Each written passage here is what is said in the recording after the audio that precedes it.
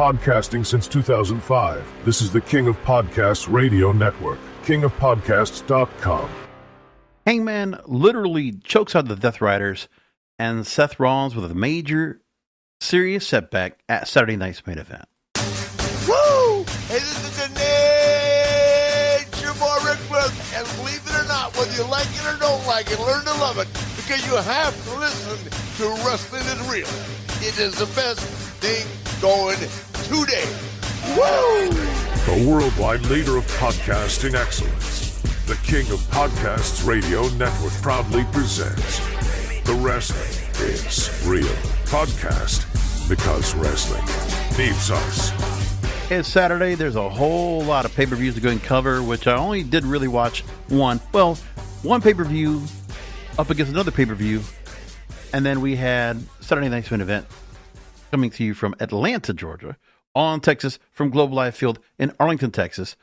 And from Center Stage, where was it at today? The Great American Bash was also out there today. I think it was at Center Stage. I forget. I got to go and take a look.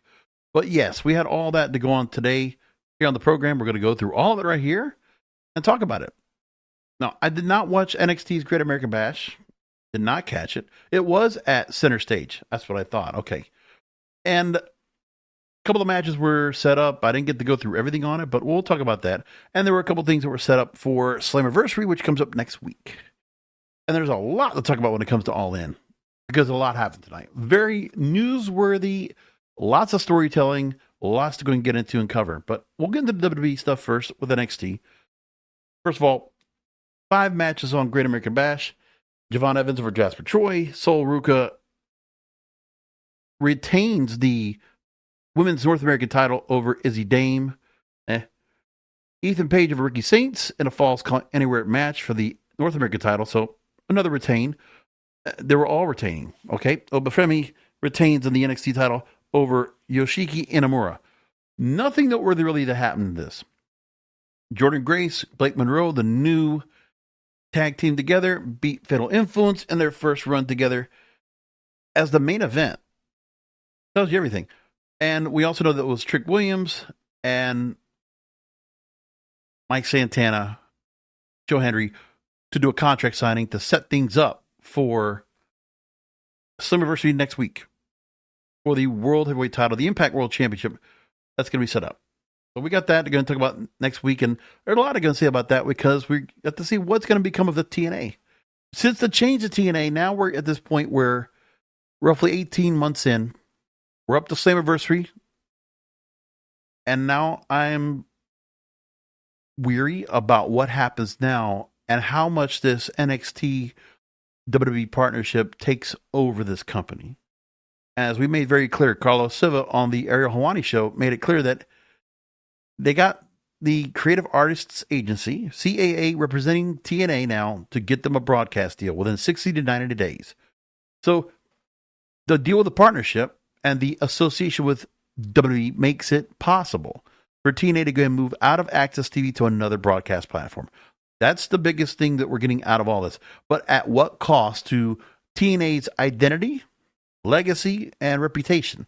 Because if it's just going to be another NXT clone and it's going to be allowed to be booked by WWE and NXT folks at the highest level, which is what they're about to go and do right now with Jordan Grace possibly winning the Knockouts title once again. And the same thing goes for Trick Williams retaining the Impact World Championship. I mean, the NXT, Jesus, man, the TNA World Heavyweight title. God, why don't I keep saying Impact? TNA World Heavyweight title and the TNA Knockouts Championship. That could all change up next week and be held by NXT superstars. It could very well happen. But anyway, I didn't get too much out of what was Great American Bash, but I don't know who was watching that show when you have All In. I don't know if there was that much to be said. I mean, did you really take a lot of people away from doing that? Now, I did see there was quite a bit of stuff being put up on Twitter about both shows, but like for the most part, there was a lot being brought up about TNA. Well, excuse me, about AEW. For the most part, AEW got the most talk of everything here. So that's part of it, everything here. And, you know, when I look at Saturday night's main event tonight, I feel like it's just an afterthought. It's like NBC doesn't mind running Saturday night's main event because it's not for the show. It's for the commercials they can run in the show, because they run a lot on their show when they do this. It's like they don't even care when the commercials come in. It's not even like well timed. It's just like NBC's going to just put as many possible commercials as possible. And this is a live program, but it's so tightly wrapped up as they're doing it. It doesn't feel much like a live show at all. It feels like it's taped the way it's set up. And then on more everything else, Goldberg officially retired, but Goldberg made his retirement and he got cut off. It was abrupt the way it went. But there you go. And at Saturday night's main event tonight, we did get a couple things that happened off the bat. We'll talk about that as well real quick. So off the bat, now we have what looks like going to be a big problem right now when it comes to Seth Rollins and his trio. Because now, if he is legitimately hurt, which I looked several times at the injury, the supposed injury, I have seen him buckle like that before. Not, well, I guess on that move, but I've also seen him do it when he goes to, when he tries to go and do the move off the top rope and he goes backwards, somersault. I've seen him do that move a million times. And it's very rare does he really get hurt on that. I'm trying to think about when he did get hurt before on the knee. It was the right knee that buckled, supposedly, but I didn't see any buckling at all. And I'm not sure if there was any real serious injury behind it, but they said that it had to go and make a change in the match and give LA Knight the win. So my thing is, I don't know what they're going to do with that. But like I said, they decided to have Seth get hurt. Don't know what that means to the Money in the Bank briefcase and what that does. I don't know. And if there was talk about Seth Rollins and Roman Reigns taking on each other in a program, well, we don't know what that's going to happen either. But, okay. Either which way, Drew McIntyre is now paired up with Logan Paul. And on Friday night, SmackDown, Jelly Roll, the country artist, is now embedded into a storyline where he's going to be in a featured tag team match paired up with Randy Orton against Drew McIntyre and Logan Paul. Which, yeah, okay, I saw what they did with Logan Paul and Jelly Roll. Okay, fine. But Jelly Roll, just like that, is just thrown in. And it's not as if people don't know who it is, okay? For Jelly Roll's sake, I must say, I mean, right now, it doesn't have an album himself that he's pushing out, but he has a lot of songs right now where he is crossing over. Alex Warren, I forget if he's working a song with Shabuzi right now, but he's got a couple songs out there where he is working it. Oh, there's another duet he's with, I forget now. There's a couple of songs he got. Either which way, that's fine, but it's like, all right. He's in this mix because he wants to be. I mean, it's one of those things where, okay, we're going to bring him in, and now he's going to get a chance to go ahead and play wrestler. Now, they've been saying that he has been training for a few weeks. Okay. Not sure what they're going to think about what he's going to be doing so far. But yeah, Jelly Roll is a big deal. Right now, he's working with one of the biggest artists right now in pop, Alex Warren, with a song called Bloodline. That's out there right now. He's on a song with Jesse Murph called Wild Ones. That was a song that came out a while back. But yeah, he's rolling along right now. He's got a pretty good following right now, and he's a big deal in Nashville. I mean, he's become a crossover artist for himself, which is good. That's fine. You had the shortest kind of setup for Jimmy Uso to go up after the U.S. title that has been won by Solo Sikoa. They had to go and set up a match for that show as well. And Solo Sikoa is out with his bloodline. And we had Gunther and Goldberg that was going to be set up. No Jesse Ventura on commentary, not this time. Randy Orton, Drew McIntyre, we've probably seen these guys before, but you have Jelly Roll and Logan Paul and respective ring sides. You get the point where Logan Paul gets into the apron to distract Orton. McIntyre hits a Claymore kick.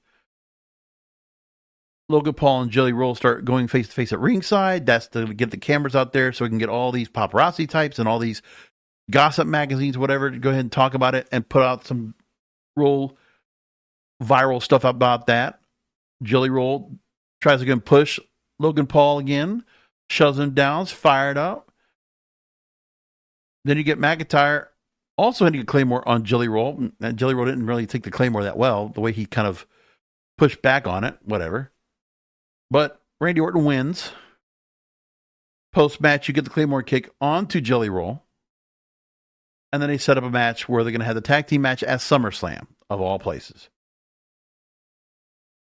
I mean, you tell me what we're doing here. Logan Paul not in a regular storyline. We're just going to put him into this thing right now with Drew McIntyre, Randy Orton, and Jelly Roll, just because Logan Paul needs to have someplace to go in the celebrity wing. We're not moving him along in anything else. I guess it's just what's required of him, I guess. They did try to do some things to set up for Evolution tomorrow. I don't know if I'm going to do a post show about it. I'm just thinking about it. But, I guess we'll watch it, and I guess we could talk about it. I don't think we're going to give much of it because it just feels more like an exhibition.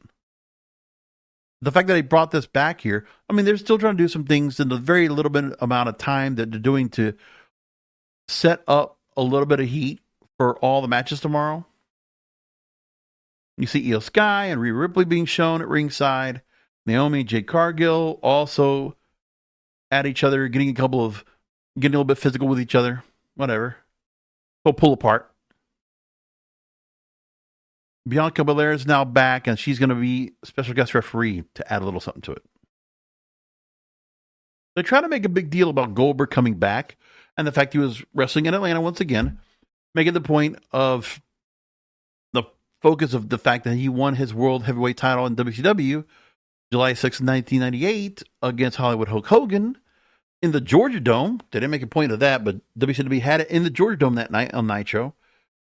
And, State Farm Arena, a little bit smaller than that, but it's okay. I don't think they even sold it out from what I heard. From what I heard, they didn't even sell it out. Amazing. So then Jimmy Uso sells Sikoa. And nobody at these Saturday Night Spin events, this is the fourth one I think we've gotten so far, or the third one. No, nothing's happened. No title changes, no nothing. It's just kind of there. I'll be extremely surprised if they break 3 million viewers. I think they will not do it again. Once again, they will not break 3 million viewers. 2.5 maybe at the most. It's summertime. And what's the most interesting thing is that there's no other sports to go up against them. What, WNBA and Major League Baseball, maybe? I don't know. There's not much else. It's a very dead time right now. If you want to go ahead and really put some things out there and get people interested in the product, well, this is the time of year to do it. You have no one else. There's no other sports to watch. So, you could do something. What are you going to do, right?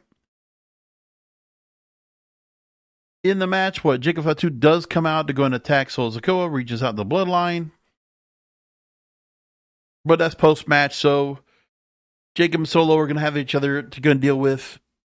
They will set something up at SummerSlam, most likely for that. It's still 3 weeks away. That's the other thing, too, that's really boggling the mind. 3 weeks away from SummerSlam, and they got to go and fill up 2 nights of shows.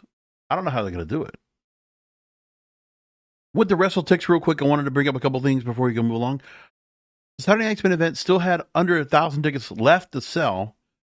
Cheapest ticket available in Atlanta, $56.75. Wow, that's crazy. And they're all upper deck, way in the back. That's wild. All in Texas, from all intents and purposes, did break 25,000 tickets distributed. And they might have had more coming in at the very last minute, but that was the plan. 25,000 plus were at the show tonight. It looked really good over there, by the way. More or less a sellout for Center Stage for Great American Bash. As for SummerSlam right now, the current setup for the show on Saturday, 45,124. Still about 5,000 tickets left to sell. That's today. And then for Sunday, they still got about a little under 4,000 tickets for the next day. But yeah, they've already gotten about 40,000 seats and 39,000 seats. 39,000 for Saturday, 40,000 for Sunday. That's it. There's still a lot left to go and take up if they want to go and get to that. And at the moment, Summerversary still has tickets left. Currently, they're just short of 4,000, but they got another 500 or so tickets left to go and sell. and that's of earlier today. And Evolution, as of yesterday, they still have several hundred seats left to go and sell, but it looks like they're going to probably get close enough to get to a sellout for State Farm Arena. But by the way, the current setup, 7,300 for the arena, not the full setup of 15,000. But it's, the kind of the way they're setting up, right? Rollins. Oh, and there's that flying senton. Springboard senton by Rollins. And now a moonsault lands on his feet. May have tweaked his knee.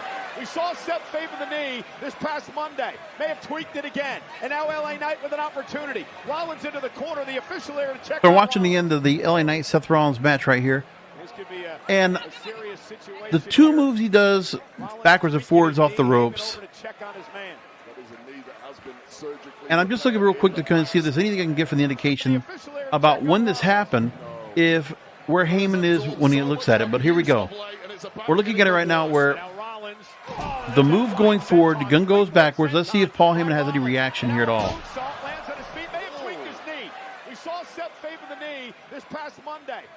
And so, Paul, all normal facial features. We don't see an X. We don't see anything like that at all. And as they're going along, Seth is saying he needs some help in here, but I'm of the belief that I don't know if this was actually a legitimate injury. I don't know. I mean, there was a lot that was going on. I mean, I saw where LA Knight grabbed the same knee when he was trying to bring him up for a slam, but it didn't make much of a difference. The ringside doctor now is over. And there was nothing there that made me think that it was something. It didn't look like it was any kind of buckle. From what it looks like. But let's see what happens when they do the match. So I see the referee going over to LA Knight. Earlier this week. They're still talking. Like, if it was serious, I don't know if they would have finished the match as they did. But here comes Seth. They finished the match, right? And then that's it. Like, they finished at the end of the match, BFT, and then a quick pin. I don't know if they just didn't have that much time in the match for itself, or it was anything else. But, like, when I look right there at the end of the match, I look at where Seth Rollins comes up. I don't see him grimacing in pain necessarily, but he gets up. Hobbling back up into the corner. And I don't think this is legit. I don't think it was legit at all. When it looks like it doesn't feel like it is to me. So, but they're trying to say it's legitimate. They want to sell that out there. We'll find out. But it doesn't look like it is to me at all. And they show that LA Knight wasn't happy with the win, but there's something where they can't try to say it was. But I don't think it was him blowing out his knee after Alliance Hall. I don't know. And that would have been really tough if we did that anyway. Now, WrestleView actually makes a point about the fact that there was a lion salt that he had on Jinder Mahal last year, January 2024. That was what injured his knee and took him out of WrestleMania. So we don't know. I mean, that's the thing too. It could be the same knee, and it could be the same kind of thing but he sold that knee injury before. And I don't know if it's that or not. I don't know if it's going to be that. I don't feel that. But we'll find out. We'll see everybody kind of talks about this and see what they're going to say about it anyway. Well, I'll let everybody kind of just move along and see what happens on Monday and see if Seth Rollins actually comes out. We'll figure it out. Because it makes a lot of plans changes where I guess Money in the Bank, that briefcase doesn't mean anything right now. And I don't know what they're going to do with it. And what that group's going to be like. Is it Paul just going to go out with Braun Breaker and Bronson Reed? I don't know. I'm not necessarily so excited about this either. But they got this uninteresting storyline, uninteresting everything. Again, they're just piling on content just to have to get it done. And when they need to go and do something just to kind of set things up, it's like everything's just being thrown together. And I'm telling you, I probably have to go and talk about the fact that I feel like it's a comparison to what Kevin Nash did when he was in WCW in 98. When there was that time, he was the head of the booking committee, and he was handling business. And I tell you, I feel like Triple H and Kevin Nash are on the same cloth. The Click booking. Because remember, Kevin Nash, Triple H, Shawn Michaels, all part of the Click. And who knows if they all have the same mindset on how they do things. That the booking style they're doing is what wrestlers would do. And those particular wrestlers would do. because they're not really that adept at booking anybody but themselves. I don't know. And the other thing too is that Kevin Nash was an active wrestler all the time when he did it, which was the other interesting thing. But these two guys right now, Triple H and Shawn Michaels, are not. I don't know. I don't know what to think about this so far. So as for AEW and Ring of Honor, I didn't even bring up Supercard of Honor, but that actually happened yesterday, and I didn't get a chance to go and catch it. But for what it was worth, they ran at Eastport Stadium, Arlington, Texas, which is where they had that residency of Collision last year. And in that, 4 pre-show matches. By the way, the Von Erichs are now working actively in Ring of Honor, which is really cool. That's nice to go and see that. And also the fact that Kevin Von Erich is now in a Legends deal with AEW. You know, talk about somebody that you want to go and see that will do some good in training. Done a very good job with Ross and Marshall, so let's go and see what they do with that. So of the featured matches I'll bring up into this Pure Wrestling Rules match, Ring of Honor Pure Championship, Lee Moriarty beat Blue Panther. Sons of Texas retained their Ring of Honor World Tag Team titles over the Infantry, Sean Dean and Carly Bravo. Nick Wayne retained the Ring of Honor World Television Championship. Mina Shirakawa won a women's wild card match, a 4-way for the Women's World Television Championship. And Athena retained her Ring of Honor Women's World title. And Bandito over Konosuke Takeshita in a 30-minute match for the Ring of Honor World Championship, Bandito retaining as well. So no changes to the card there. Pretty interesting and all that. But then the next night again, All In tonight.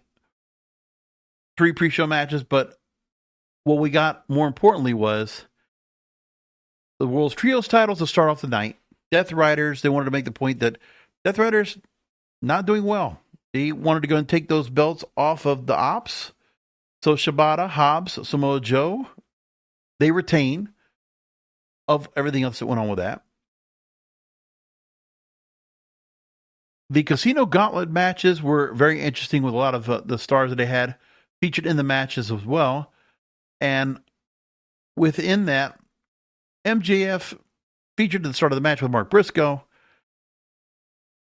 Good commentary with MVP going on throughout the whole match. That was cool. And the one thing was MJF getting the win over Roderick Strong and getting the sneak up pin to win the match. But very good stuff overall anyways. To get it all set up. And MJF now finally getting what he said once again, he was going to get himself to that belt. And I'll tell you, I don't get tired of him screwing people over to win matches like this. Like to see him come in the Casino Gauntlet match, be out of the match for a while, get knocked out of the ring, come back in and sneak a pin. I love that shit. And I think MJF is so in tune with his character. I don't care if he cheats to win. I think that's the part that we want to see from him. It's like, that's part of who it is. That's the modus operandi. MJF, this shtick does not get old. I don't get tired of him doing this over and over. I mean, if you're a fan and you're wanting to see the babyfaces win, you don't want to see MJF couldn't do this, but you know what? Hurt Syndicate is pretty strong right now with retaining the tag team belts and MJF now holding that contract. That's pretty good stuff right there. Pretty good stuff. Very interesting tonight, the AEW TNT title. A very unfortunate thing they're going to hear from Adam Cole tonight. You know, it just sounds like without knowing what it is that happened to him, he's had quite a few injuries to go and overcome. And you know what? He's just not that tall a guy. He's just, for a guy his height and his size, you know, sometimes you're just not going to have the resilience to be able to go out there for all those years working on the card and then not having that same frequency now. And being away for a while, having some issues when it comes to injury, and then coming back once again, which was great. Listen, he came back from a very long-term injury, comes back once again, only to go and get hurt again. And the fact that, you know, he feels like that he might have already wrestled this last match, which is very tragic. It's unfortunate for him, and you could tell the emotion was with him, and very well set, and his Paragon cohorts were there with him as he was walking backstage. So I don't know what's going to happen to Adam Cole, but it's like you can just tell that this was pretty serious, and that if he can't wrestle again, his lifehood, he really enjoys it. That sucks for him, man. But I mean, listen, he has had a great career for all the years he's wrestled. He really has gone a long way when it comes to what he's done. So, I don't know how much he had left to go ahead and prove. He worked in all the major companies. The fact that they left him at NXT and Adam Cole never got to move up to that main roster. That'll be the one thing that'll be something that's like, okay, of that whole Undisputed era, yeah, they didn't stay around long enough for it, but Adam Cole never being considered to go up there except to be a manager of all things. I mean, that kind of sucks, man. But I hope that Adam Cole would consider doing something like a manager role if he could. Like, I know that's not the step he would want to go and do, but like at some point, if he wants to still be somewhat active in the business, the guy's a talker. Let him go out in there and talk if he can. If he can help work somebody else up as a manager. I mean, I would love to go and see that, but I don't know if that'll be something he will do. But if we don't see him for a while, we just hope to go and see him back, and whatever he has to go and do to get either a recovery, or if there's just a permanent thing where he can't make it back in the ring, he leaves behind a great legacy of work he's done, winning lots of titles, including some in AEW. So there's all that. Might not be able to go and claim the world titles in AEW or WWE, but at least he's gotten significant titles, and drops the TNT title tonight, so he finishes up as a champion at the least, which is actually really cool.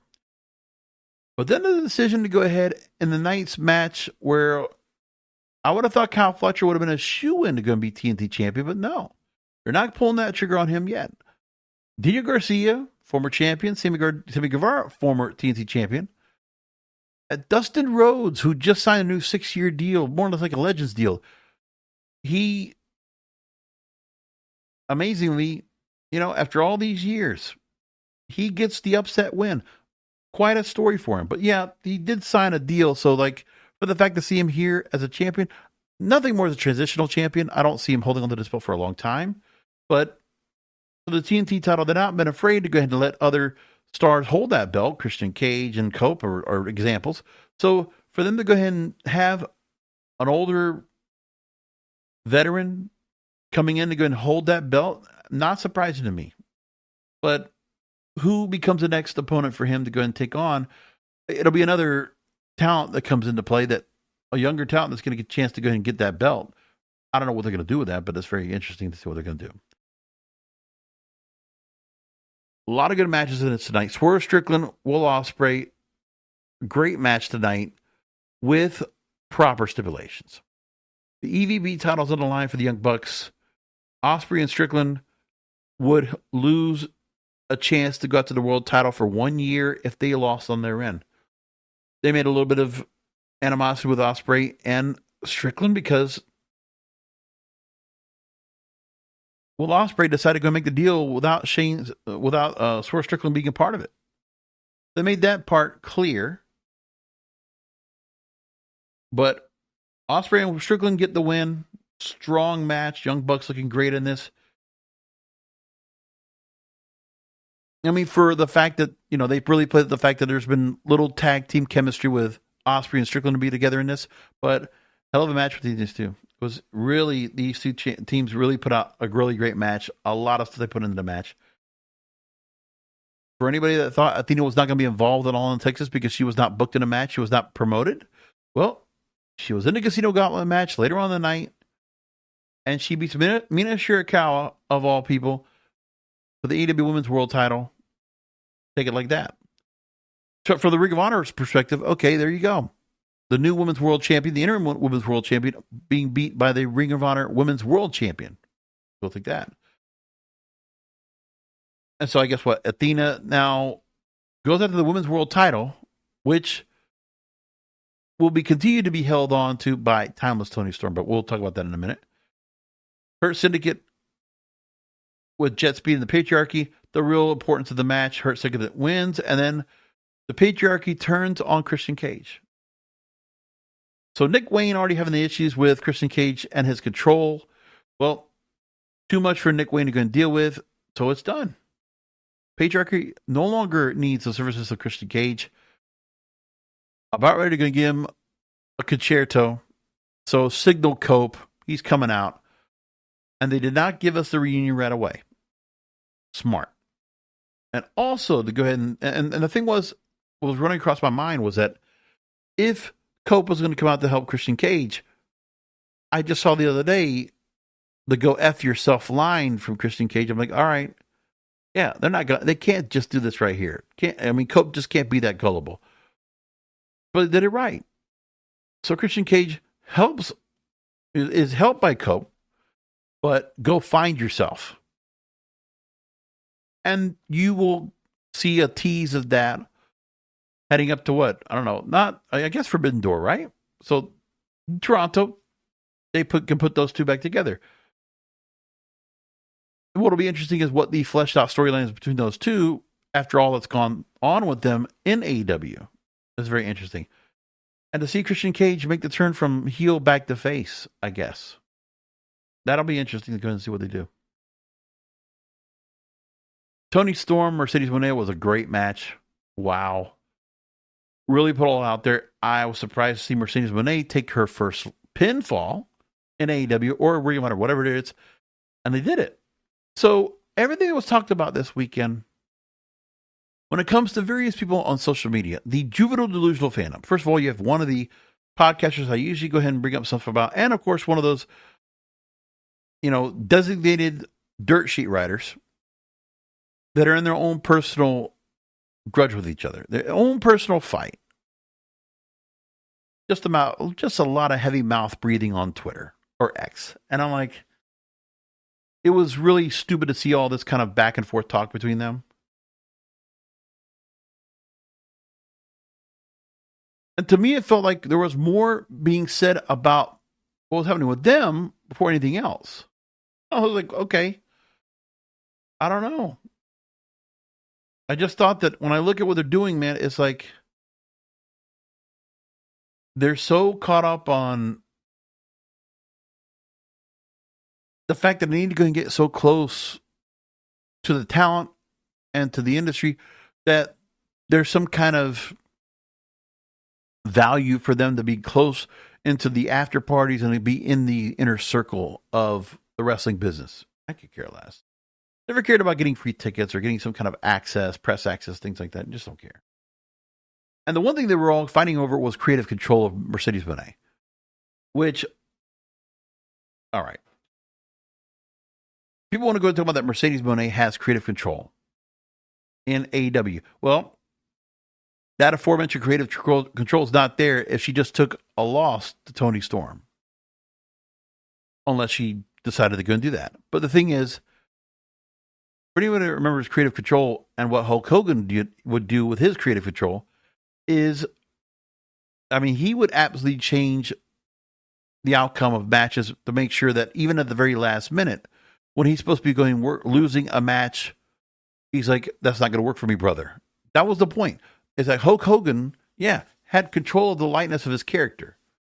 And that whatever he wanted, even up to the last minute, he might have to be talked into being booked in something that he wanted to do.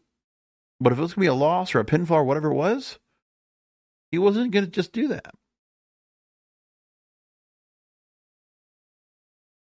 And he would hold up proceedings, like to become the third member of the NWO, to get that up and going. It took to the last day in Daytona Beach at Bash at the Beach 96 for him to finally say yes. But it was always where Hulk Hogan never had anybody else tell him what he could do. Recommendations, sure. Plus, the idea of the creative control is the fact that they're trying to say that, that Mercedes Moné is using her creative control to bury other talent. I don't see that. I don't.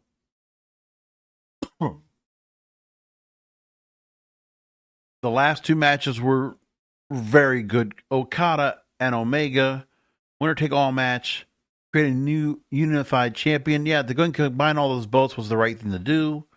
I got no problem with it.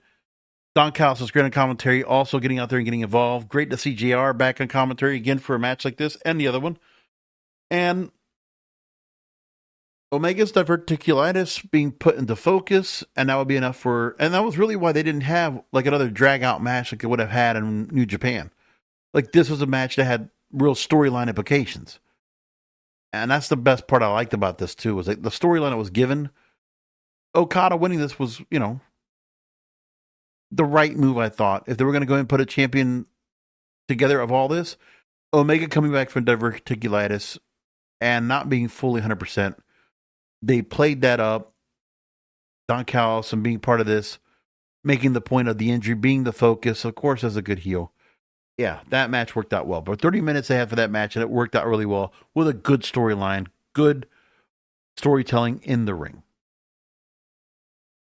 And Hangman Adam Page over Jon Moxley in a Texas Death Match.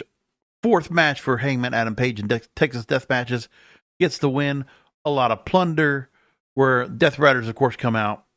Will Ospreay tries to help out, but then he gets himself taken with a pile driver that takes him out of the match. He gets stretchered out. But then Darby Allin, Bryan Danielson make returns. Here we go. And that's enough. Go ahead and get everything back into full circle with the Death Riders and get them out. So to finish off the Death Rider storyline, I hope that's what they're doing right now. And Jon Moxley disbands the group. I mean, we don't need Blackpool Combat Club. We don't need Death Riders. Let's do something else with this group.